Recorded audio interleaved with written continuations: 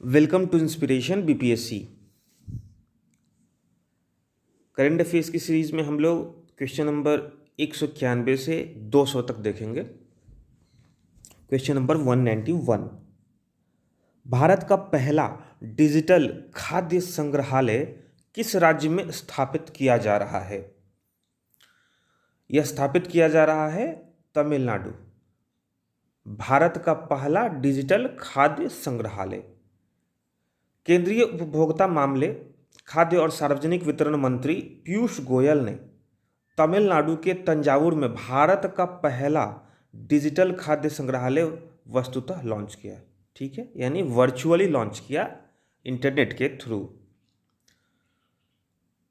तो यह भारत का पहला है, इसीलिए इंपॉर्टेंट है। आगे बढ़ते हैं। अब तमिलनाडु में से रिलेटेड कुछ इंपॉर्टेंट फैक्ट्स जो आपको जानने चाहिए। देखिए, इंडिया न्यूट्रिनो ऑब्जर्वेटरी वायुमंडलीय न्यूट्रिनो का अध्ययन करने के लिए थेनी तमिलनाडु में एक कण भौतिकी अनुसंधान परियोजना का निर्माण किया जा रहा है। ठीक है, उसका नाम क्या होगा? India neutrino observatory. यह एक कण भौतिकी मतलब कि पार्टिकल फिजिक्स का रिसर्च सेंटर होगा जो न्यूट्रिनो के बारे में अध्ययन करेगा। यह कहाँ स्थापित किया जा रहा है? थेनी तमिलनाडु। ठीक है, थेनी तमिलनाडु। वहाँ एक बोडी हिल्स करके है तमिलनाडु में, वहीं पे यह स्थापित किया जा रहा है, बोडी हिल्स। ठीक है, अगला पॉइंट है 1959 में पहली बार पता चला न्यूट्रिनो फोटोन या प्रकाश कण के बाद दुनिया में दूसरा सबसे प्रचुर मात्रा में कण है। यानी कि 1959 में रिसर्च से यह पता चला कि न्यूट्रिनो जो पार्टिकल है वह प्रकाश यानी फोटोन्स के जो कण होते हैं, ठीक है, प्रकाश जो है वो पार्टिकल फॉर्म में भी रहता है जिसको हम लोग फोटोन्स बोलते हैं।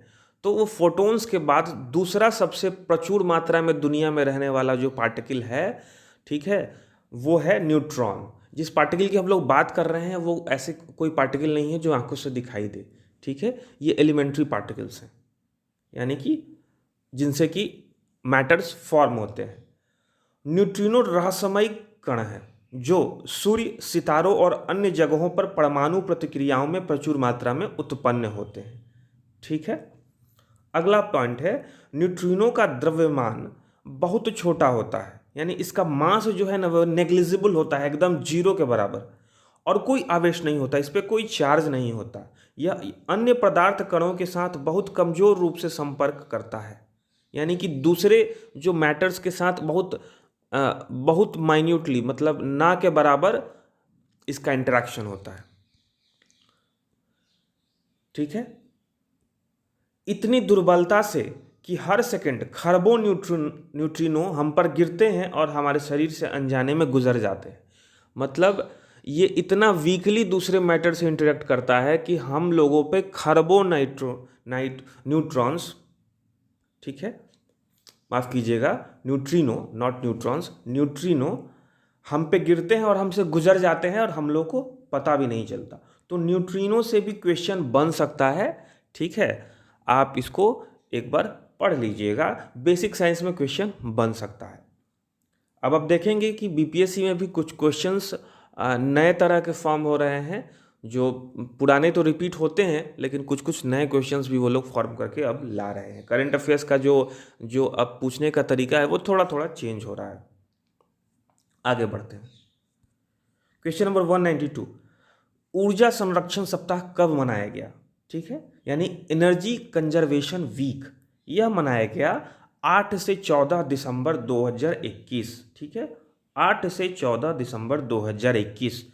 ऊर्जा मंत्रालय यानी कि मिनिस्ट्री ऑफ पावर 8 से 14 दिसंबर 2021 तक आज़ादी का अमृत महोत्सव के तहत ऊर्जा संरक्षण सप्ताह मना रहा है। ठीक है,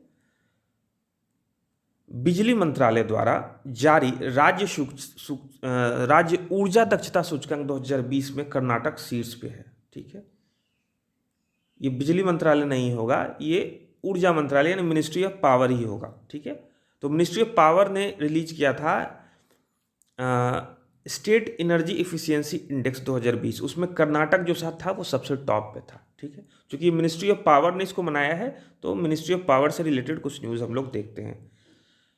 उसमें से एक न्यूज़ ये है कि मिनिस्ट्री ऑफ पावर ने जो राज्य ऊर्जा दक्षता सूचकांक 2020 रिलीज किया था, उसमें कर्नाटक सबसे शीर्ष पे है। और वर्तमान केंद्रीय कैबिनेट मंत्री, ऊर्जा मंत्री कौन है? राजकुमार सिंह हैं। ठीक है, क्वेश्चन नंबर 193,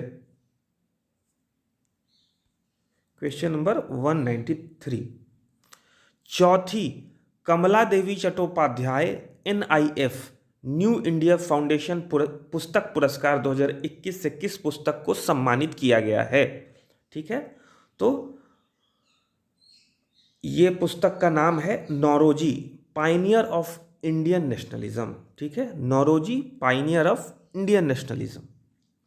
तो दीनयार पटेल द्वारा लिखित और हार्वर्ड यूनिवर्सिटी प्रेस द्वारा प्रकाशित Naoroji pioneer of Indian nationalism शीर्षक वाली पुस्तक जीवनी को चौथे Kamala Devi Chattopadhyay NIF New India Foundation Book Prize 2021 के विजेता के रूप में चुना गया है। ठीक है, अब हम लोग यहीं पे दादा भाई, चूंकि दादा भाई नौरोजी के बारे में किताब थी तो उनके बारे में कुछ हम लोग जानते हैं। तो भारत के ग्रैंड ओल्ड मैन, ये सब जो हम लोग जानने वाले हैं, ये सब परीक्षा में प्रश्न पूछे जा चुके हैं और ये फिर से पूछे जा सकते हैं। तो भारत के ग्रैंड ओल्ड मैन और भारत के अनौपचारिक राजदूत के रूप में जाना जाता है किसे?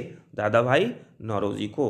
उन्होंने अपनी पुस्तक poverty and un British rule in India में ड्रेन ऑफ वेल्थ थ्योरी को प्रतिपादित किया। तो यहाँ पे देखिए दो फैक्ट्स है, एक तो उनकी क्वेश्चन पूछा जाता है एक कि poverty and un British rule in India किसके द्वारा लिखित बुक है? तो दादा भाई नौरोजी द्वारा। और इसी बुक में उन्होंने ड्रेन ऑफ वेल्थ थ्योरी को प्रतिपादित किया। ड्रेन ऑफ वेल्थ थ्योरी क्या कहता है कि अंग्रेज जो है वो भारत से का पैसा यहाँ से ड्रेन करके ले जा रहे थे अपने देश विभिन्न तरीकों से। ठीक है, दादा भाई नौरोजी के ड्रेन ऑफ वेल्थ थ्योरी को औपचारिक रूप से भारतीय राष्ट्रीय कांग्रेस के 1896 के कलकत्ता अधिवेशन में स्वीकार किया गया था। ठीक है, 1896 के कलकत्ता अधिवेशन में इनके ड्रेन ऑफ वेल्थ थ्योरी को औपचारिक रूप से स्वीकार किया गया था। उन्होंने ब्रिटिश संसद के पहले भारतीय सदस्य के रूप में कार्य किया। कौन? दादा भाई नौरोजी ने। और 1856 और 1866 में नौरोजी ने लंदन इंडियन सोसाइटी और ईस्ट इंडिया एसोसिएशन की स्थापना में मदद की। तो ये दोनों जो संस्था है उसका आप नाम याद रखिए, लंदन इंडियन सोसाइटी और ईस्ट इंडियन एसोसिएशन। अंतिम पॉइंट है, भारत की राष्ट्रीय आय की गणना करने का पहला प्रयास दादा भाई नौरोजी ने 1867-68 में किया, जिनका अनुमान था कि प्रति व्यक्ति आय ₹20 है। ठीक है, तो पहली बार प्रयास जो राष्ट्रीय आय की गणना की वो दादा भाई नौरोजी ने की और उन्होंने ₹20 प्रति व्यक्ति आय उस समय अनुमानित किया था। क्वेश्चन नंबर 194, भारत में सेना दिवस कब मनाया जाता है? तो यह मनाया जाता है 15 जनवरी को। ठीक है, आपको तीनों ही सेना दिवस, जो तीनों ही सेना के तीनों जो भाग हैं उनके नेशनल डे आपको याद रहना चाहिए। तो सेना दिवस मनाया जाता है 15 जनवरी यानी आर्मी डे। ठीक है, और सेना के भी प्रमुख यानी आर्मी के प्रमुख कौन हैं? जनरल मनोज मुकुंद नरवणे। ठीक है, जनरल मनोज, ये पूरा रट जाइए, जनरल मनोज मुकुंद नरवणे। नौसेना दिवस कब मनाया जाता है? 4 दिसंबर को। ठीक है, 4, देखिए जनवरी से पहले दिसंबर, तो नौसेना 4 दिसंबर। और नौसेना प्रमुख कौन है? Admiral R Hari Kumar, admiral R Hari Kumar. वायुसेना दिवस 8 अक्टूबर, और वायुसेना प्रमुख कौन है? एयर चीफ मार्शल विवेक राम चौधरी। ठीक है, ये आपको याद होना ही चाहिए। कभी भी प्रश्न, ये बहुत ही प्रोबेबल क्वेश्चंस होते हैं, हो सकता है नहीं पूछे, लेकिन ये आपको पता होना चाहिए, कभी भी पूछ सकता है। Question number 195, federation of Indian chambers of commerce and industry यानी फिकी के अध्यक्ष के रूप में किसे नियुक्त किया गया है? तो संजीव मेहता को। Federation of Indian chambers of commerce and industry फिकी ने घोषणा की कि हिंदुस्तान यूनिलीवर लिमिटेड के अध्यक्ष और प्रबंध निदेशक संजीव मेहता को इसके अध्यक्ष के रूप में नियुक्त किया जाएगा। ठीक है, तो फिक्की का न्यू चेयरमैन कौन है? संजीव मेहता। ठीक है, अब federation of Indian chambers of commerce and industry यानी फिक्की भारत में स्थित एक गैर सरकारी व्यापार संघ और वकालत समूह है, यानी कि नॉन गवर्नमेंटल बिजनेस ऑर्गेनाइजेशन है। ठीक है, और एडवोकेसी ग्रुप है, मतलब ये बिजनेस जो एंटिटीज हैं उनकी तरफ से अपनी बात रखने वाला समूह है। 1927 में भारतीय व्यवसायी श्री जी.डी. बिरला और पुरुषोत्तम दास ठाकुरदास द्वारा महात्मा गांधी की सलाह पर स्थापित किया गया था।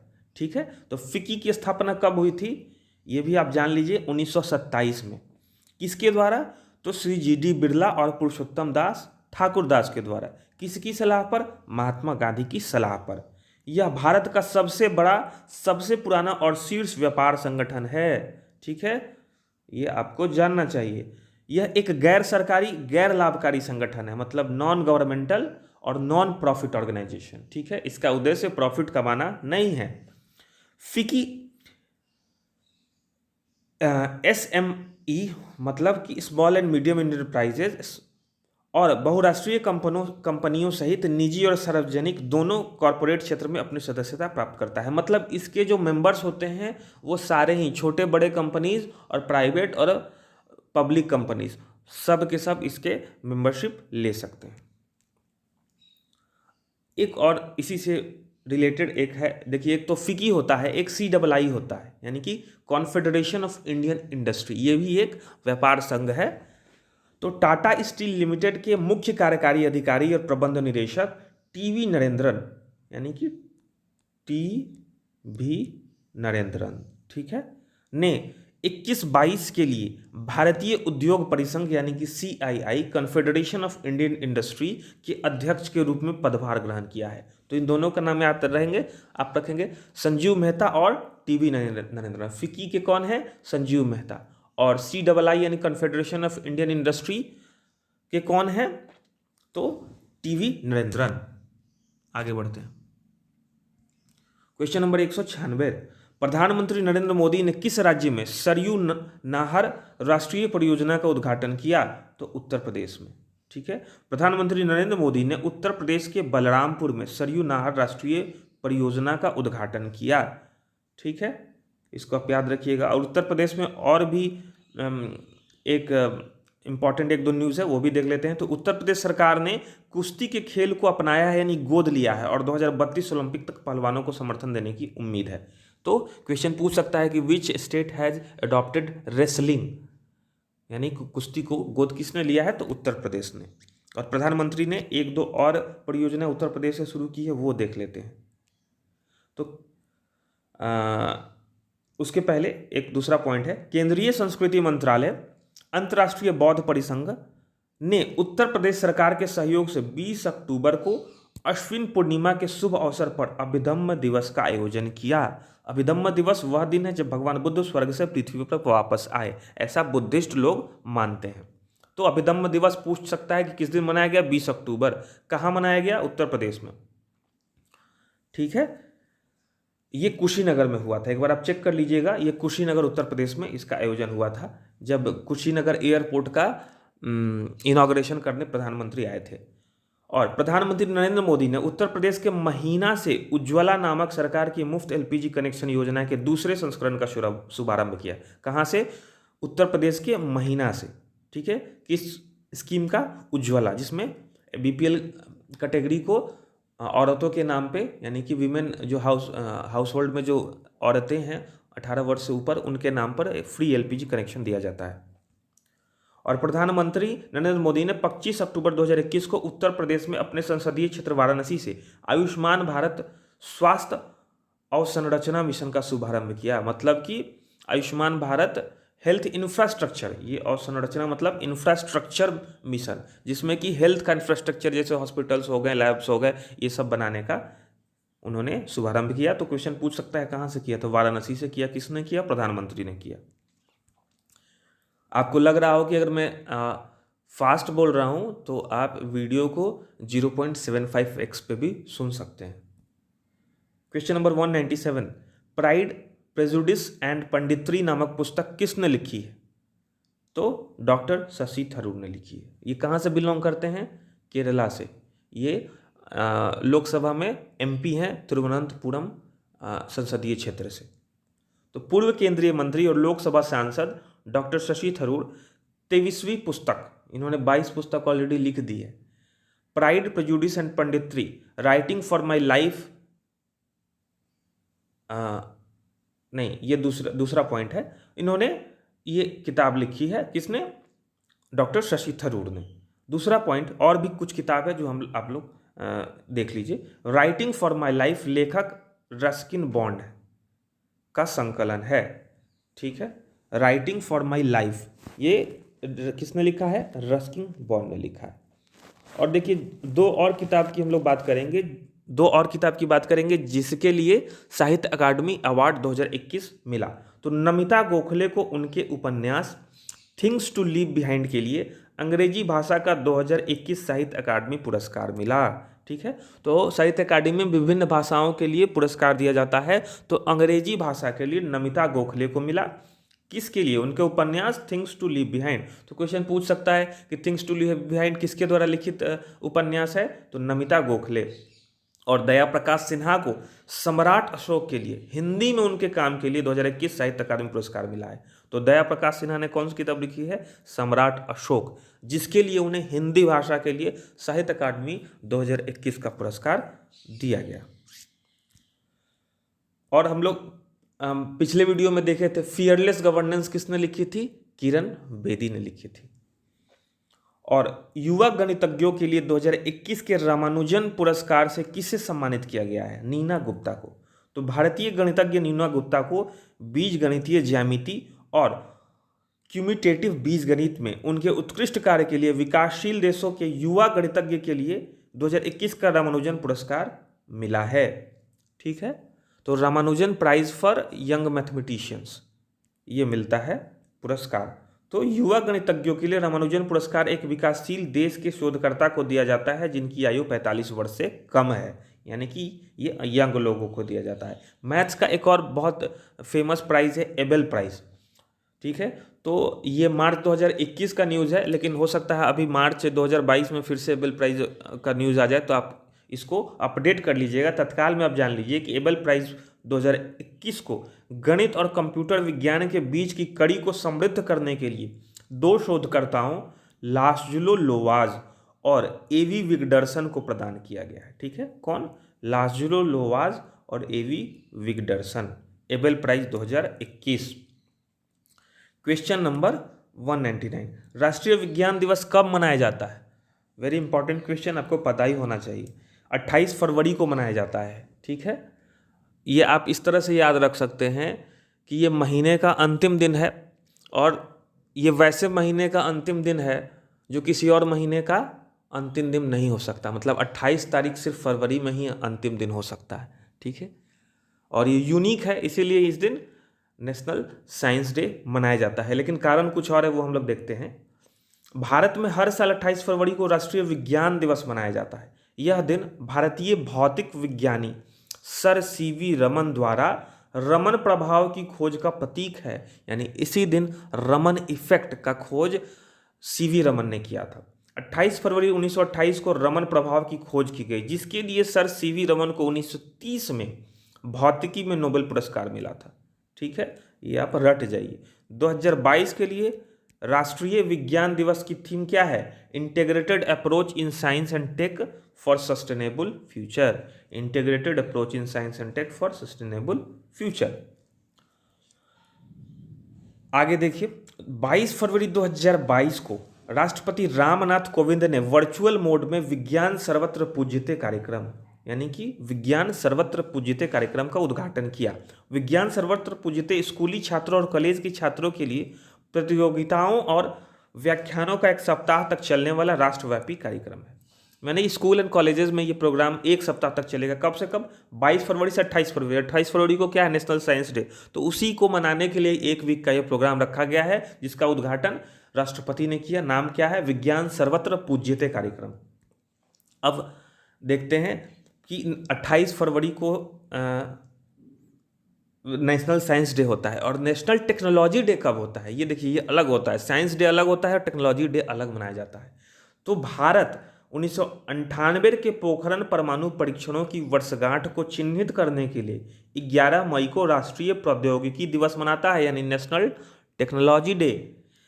परीक्षण ऑपरेशन शक्ति के तहत आयोजित किए गए थे, यानी कि ये आपको जानना चाहिए कि जो 11 मई 1998 को परमाणु परीक्षण हुए थे उसका नाम था ऑपरेशन शक्ति। उससे पहले कब हुआ था? उससे पहले 1974 में हुआ था परमाणु परीक्षण। 1974 में स्माइलिंग बुद्धा नाम से पहले परीक्षण के बाद पोखरण परीक्षण भारत के परमाणु परीक्षण का दूसरा उदाहरण था। यानी कि पहला कब हुआ? 1974 किसके कार्यकाल में हुआ था? श्रीमती इंदिरा गांधी के कार्यकाल में। और दूसरा कब हुआ? श्री अटल बिहारी वाजपेयी के कार्यकाल में 1998 में। उसका कोड नेम था स्माइलिंग बुद्धा, पहले वाले का 1974 का, और इसका कोड नेम था ऑपरेशन शक्ति। ठीक है। 11 मई 1998 को भारत ने अपने पहले स्वदेशी विमान हंसा 3 का भी परीक्षण किया। देखिए, नेशनल टेक्नोलॉजी डे के दिन और भी चीज़ें हुई, तो उसी दिन भारत ने अपने पहले स्वदेशी विमान हंसा 3 का भी परीक्षण किया था। ठीक है। Question number 200, PM cares for children योजना का कौन सा मंत्रालय लागू कर रहा है? यानी कि एक स्कीम है जिसका नाम है पीएम केयर्स फॉर चिल्ड्रन, इसको कौन सा मंत्रालय लागू कर रहा है? तो महिला एवं बाल विकास मंत्रालय। ठीक है। भारत सरकार के महिला एवं बाल विकास मंत्रालय द्वारा पीएम केयर्स फॉर चिल्ड्रन योजना को 28 फरवरी 2022 तक बढ़ा दिया गया है। पहले ये योजना 31 दिसंबर 2021 तक लागू थी, इसीलिए ये न्यूज़ में था। तो 29 मई 2021 को पीएम केयर्स फॉर चिल्ड्रन योजना की घोषणा भारत के माननीय प्रधानमंत्री नरेंद्र मोदी द्वारा उन बच्चों के लिए की गई जिन्होंने कोविड-19 के परिणाम स्वरूप माता पिता या कानूनी अभिभावकों, दत्तक माता पिता या जीवित माता पिता को खो दिया। ठीक है। तो ये जो स्कीम था, ये क्वेश्चन इस तरीके से बन सकता है कि पीएम केयर्स फॉर चिल्ड्रन किन के लिए, कौन है इसके लाभार्थी हैं? तो इनके लाभार्थी वो बच्चे हैं जिनके माता पिता या अभिभावक या अडॉप्टेड पेरेंट जो हैं वो कोविड के कारण जिनका देहांत हो गया। 11 मार्च 2020 को महामारी की शुरुआत जब हुई तब उसके बाद इस स्कीम को लॉन्च किया गया था। योजना के लिए पात्र होने के लिए, मतलब इसका लाभार्थी होने के लिए, इस योजना के तहत भुगतान के लिए पात्र माने जाने के लिए बच्चे की आयु अपने माता पिता के मृत्यु के समय 18 वर्ष से कम होनी चाहिए। यानी कि बच्चे की उम्र जो है वो 18 से कम होगी, तभी बच्चे इसका लाभार्थी बन सकते हैं। और अभी महिला एवं बाल विकास मंत्रालय की वर्तमान मंत्री स्मृति ईरानी है। तो ये हमारे 200 क्वेश्चंस ख़त्म हो गए, और इन 200 क्वेश्चंस के थ्रू हम लोग नहीं तो कम से कम 800 से 900 क्वेश्चंस को हम लोग ऑलरेडी कर चुके हैं, जिसमें हम लोग बेसिक जीके भी इंक्लूड किए हैं, करंट अफेयर्स भी इंक्लूड किए हैं। तो इतना करने के बाद हमने एक बहुत ही अच्छा पोर्शन करंट अफेयर्स का ख़त्म कर लिया है, लेकिन हम लोग आगे इसको कंटिन्यू करेंगे, और तब तक कंटिन्यू करेंगे जब तक हमारे सारे इंपॉर्टेंट करंट अफेयर्स कवर ना हो जाएं। अगले 67वीं बीपीएससी पीटी के लिए और सीडीपीओ एग्ज़ाम के लिए, और जो लोग बिहार ईसाई मेंस की तैयारी कर रहे हैं उनके लिए भी ये इक्वली लाभदायक है, इक्वली सहायक होगा। Thank you. See you in next video.